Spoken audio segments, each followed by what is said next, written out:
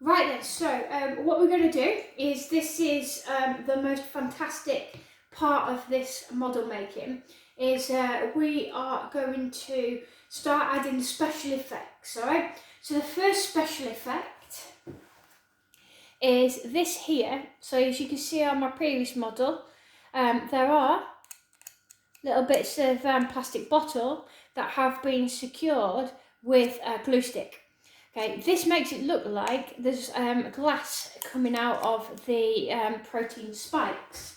Alright, so just as a bit of a heads up, obviously as long as you're not allergic to glue stick, this is really, really good for Halloween too. If you, instead of using latex to add to your face to create maybe a wound or make it look like a glass is coming out of your arm, you can generally, because it's non-toxic and solvent free, you can actually use this in exactly the same way, again, only if you're not allergic, to apply really good quality Halloween makeup.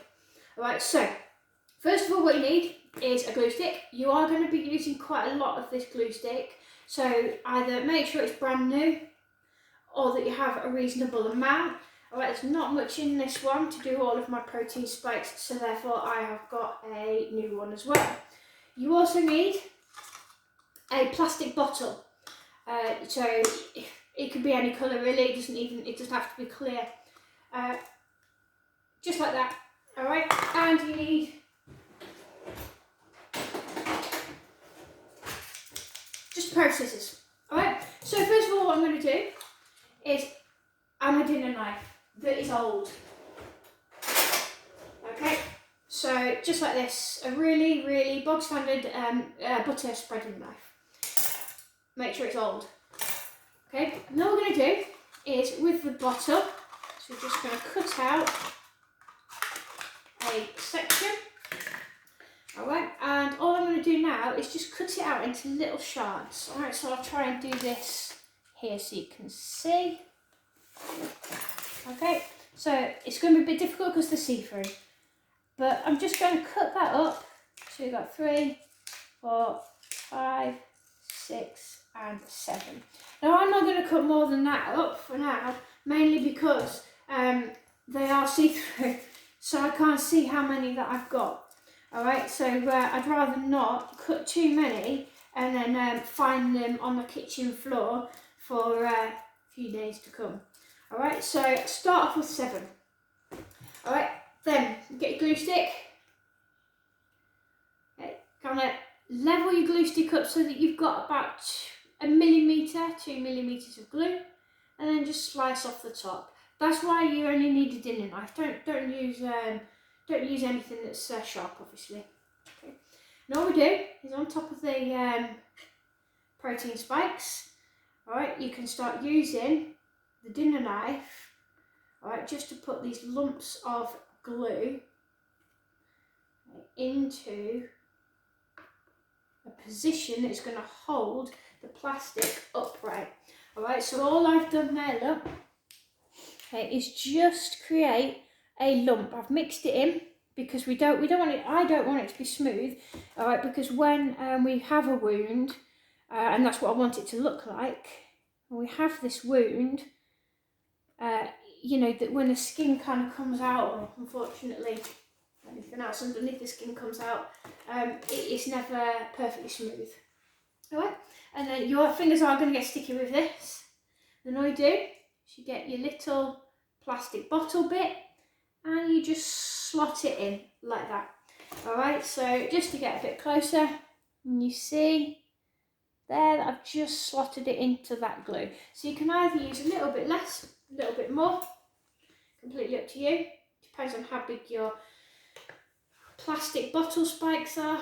Obviously if you've only got one glue stick, then you're going to have to be a bit sparing. Maybe you only put a few of these spikes onto 1 or 2 of the stems.